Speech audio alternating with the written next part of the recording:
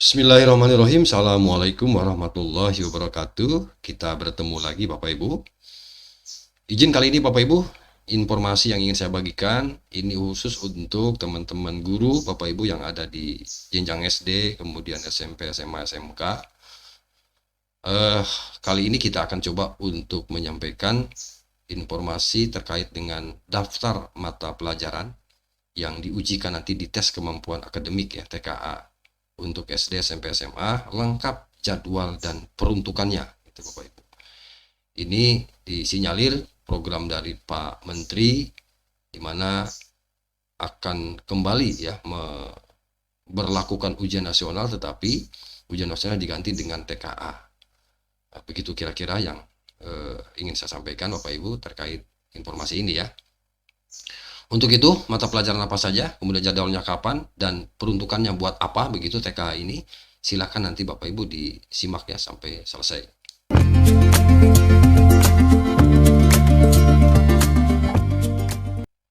Baik Bapak Ibu, salah satunya ini saya lansir dari kompas.com. Ya, pemerintah akan mengadakan tes kemampuan akademik sebagai pengganti UN ya, mulai tahun 2025 ini. Nah, setiap jenjang mulai dari SD, SMP, SMA nantinya akan menjalani TKA, ya, tes kemampuan akademik. Namun perlu diketahui TKA ini tidak wajib, Bapak Ibu, ya, tidak wajib seperti UN sebelumnya.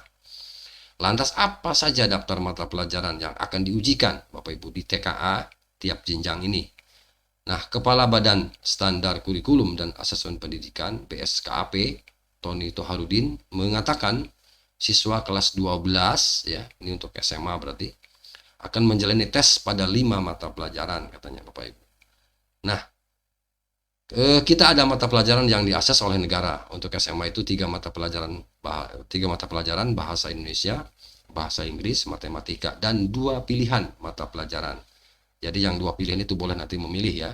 Jadi 5 mata pelajaran. Begitu disampaikan oleh Pak Tony di kantor Kemendikdasmen ya, Jakarta, 3 Maret 2025.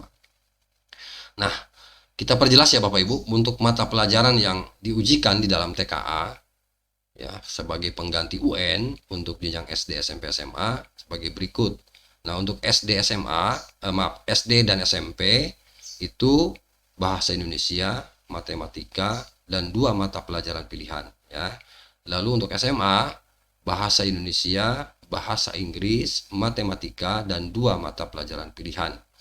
Nah, untuk mata pelajaran pilihan ini nanti dapat disesuaikan dengan minat dan peminatan siswa. Gitu ya, disampaikan oleh Pak Tony ya, Bapak Ibu. Baik.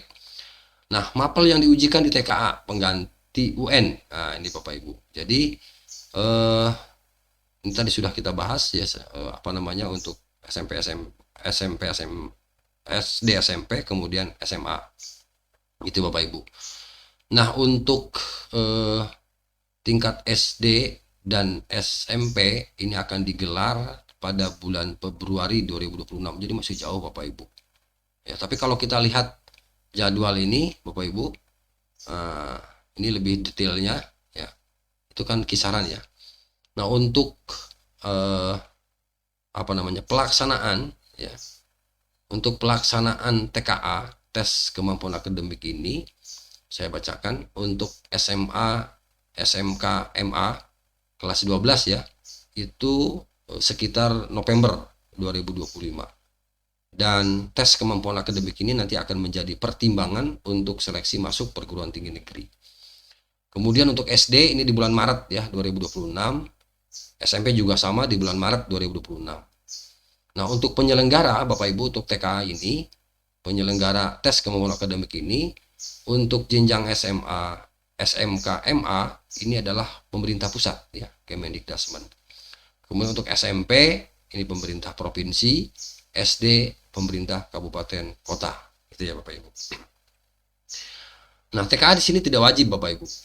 Nah, kata beliau, Pak Menteri menyampaikan bahwa TKA hanya diperuntukkan bagi siswa yang ingin memiliki kesempatan lebih ya, ketika ingin melanjutkan pendidikannya, salah satunya melalui seleksi jalur prestasi. Jadi dia untuk ikut itu tidak harus, tapi kalau dia tidak ikut otomatis dia tidak punya nilai individual. Nah, kalau berdasarkan pernyataan ini menurut saya Bapak Ibu sebaiknya seluruh siswa ikut. Mungkin pada saat-saat belum lulus tidak terfikirkan ingin kuliah misalnya. Nah, sementara akhirnya dia tidak ikut. Nah, ketika di tahun-tahun berikutnya ingin masuk kuliah, nah, sehingga ada kalau ikut TKA maka ada apa namanya nilai ya. Ada data nilai ya untuk ikut tes. Salah satunya dengan melalui seleksi jalur prestasi. Jadi kalau boleh memberikan saran sebaiknya memang seluruh siswa diikutkan ya Bapak Ibu. Nah, mengapa ini tidak semua dan tidak wajib? Kata Pak Menteri, ini untuk menghindari stres. Karena disinyalir bahwa TKA ini ujian nasional itu di ujian akhir itu biasanya sebagai pemicu stres katanya begitu. Oleh karena itu menyarankan bagi siswa yang nantinya berpotensi stres saat ujian tidak perlu mengikuti TKA. Itu mungkin alasannya ya Bapak Ibu. Ya, alasan tadi apa namanya tidak ikut atau tidak diwajibkan keseluruhan. Jadi peruntukannya bagi siswa-siswa yang memang nanti untuk melanjutkan ke jenjang berikutnya, salah satunya melalui seleksi jalur prestasi. Nah, kalau dulu diwajibkan ya, kalau dulu diwajibkan dia stres karena wajib ya. Untuk itu tidak wajib, yang sudah kalau kira-kira dia stres yang ya jangan ikut. Tapi kalau mau dia siap-siap mental dan ingin untuk misalnya melanjutkan ke jenjang di atasnya dan biasanya punya peluang untuk belajar yang lebih tinggi lagi, ya ikut TKA begitu. Makanya mungkin sekarang tidak berpikir ingin untuk kuliah, tapi kalau misalnya suatu saat 1 tahun kemudian berpikir ingin kuliah kan, nah, tapi kalau sudah di awal ikut TKA, saya pikir kan lebih baik, ya gitu ya. Tapi insya Allah sih ya teman siswa kita sekarang lebih mapan ya, cara berpikirnya. Jadi diharapkan ada kesadaran dari para siswa untuk ikut untuk TKA ini. Pak Menteri juga kembali mengungkap alasan diadakannya TKA sebagai pengganti UN, yaitu agar siswa Indonesia memiliki nilai individu yang bisa digunakan untuk mendaftar ke kampus luar negeri. Nah ini Bapak Ibu, jadi untuk peruntukannya ya, alasan diselenggarakannya itu. Nah selain itu juga banyak permintaan dari perguruan tinggi supaya siswa Indonesia memiliki nilai individu demi mempermudah proses seleksi masuk perguruan tinggi. Itu Bapak Ibu. Jadi nantinya, kata Pak Menteri, dijadikan salah satu indikator untuk seleksi nasional berdasarkan prestasi. Itu ya. Ini juga masukan dari panitia penerimaan mahasiswa baru ya di perguruan tinggi kita. Mereka perlu nilai individu bukan nilai sampling. Sehingga karena itulah kami menyelenggarakan tes kemampuan akademik. Begitu disampaikan oleh Pak Menteri. Itu saja Bapak Ibu ya informasi yang dapat saya bagikan. Semoga informasi sederhana ini ya bisa memberikan manfaat. Terima kasih. Assalamualaikum warahmatullahi wabarakatuh.